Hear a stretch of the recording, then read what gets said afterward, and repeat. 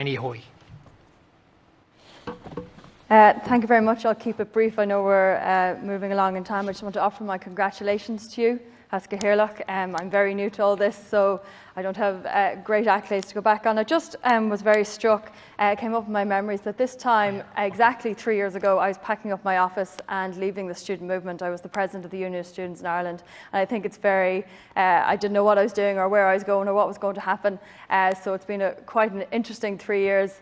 And I'm sure there's people here who were in the last session, either in the upper or the lower house, who got emails from me or lobbied by me or anything like that. So it's much easier now to catch us now that I am in the building as opposed to on the outside.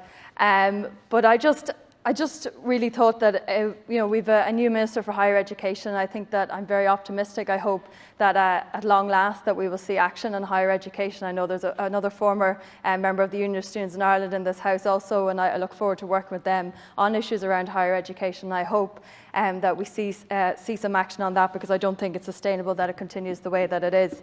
I also note that when I first went to college, and I did 4 rounds of it, was when the crash first happened.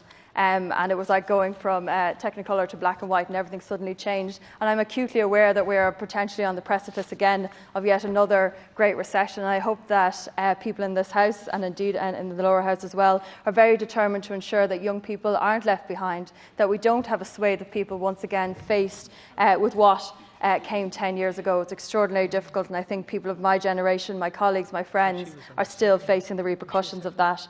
I want to reiterate my Labour Party colleagues' commitments to what we are hoping to work with people across this House on: the issue of workers' rights and ensuring collective bargaining, a fair justice and a fair day's pay for a fair day's work for all workers, equality for people. And I want to add my congratulations to Eileen Flynn for being here today. I think it's really important that we listen and learn from Eileen, and then we act and support her in the work that she's doing. It's very important that when people are speaking on behalf of a group, that we don't allow them just to speak and do the work. We also have to come in and do the work. So I'm committing to that and looking forward to working with Eileen on that.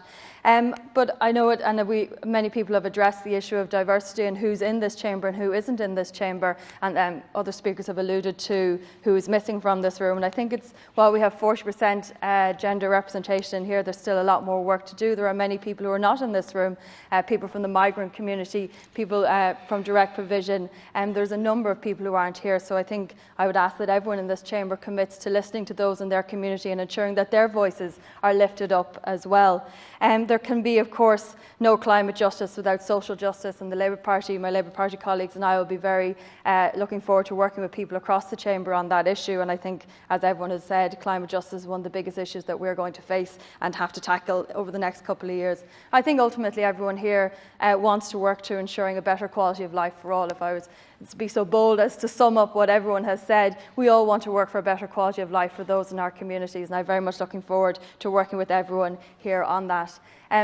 A lot of people have talked about their families and those who helped them get here. I'd love to thank my almost husband. We should be away on our honeymoon at the moment, so I suppose small fortunes that I'm here instead, but still not married. So my time will come for that one. Of course, to thank my family, who I'm not from a political family. As I said, I'm a bit of an accidental person to be here.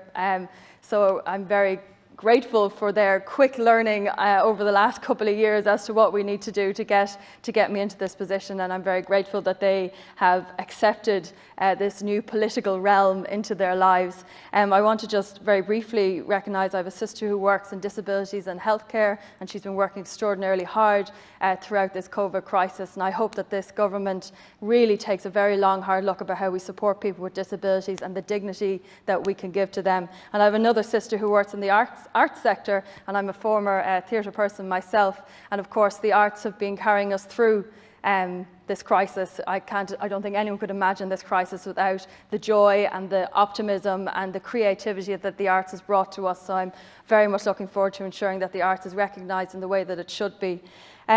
So that's all I really have to say, and I'm extraordinarily grateful to be here. I want to wish you the very, very best, and I just want to reiterate my Labour Party colleagues' commitment to working towards improving the quality of life for every citizen here in Ireland, those who are represented in this House and those who are not represented in this House. And I look forward to working with those communities to try and help them, lift them up. So in the next round of local elections and general election, all of those elections, we might see an increasing diversity of the actual population who is living in Ireland at the moment. So, Gurmail Bagat. Thank you.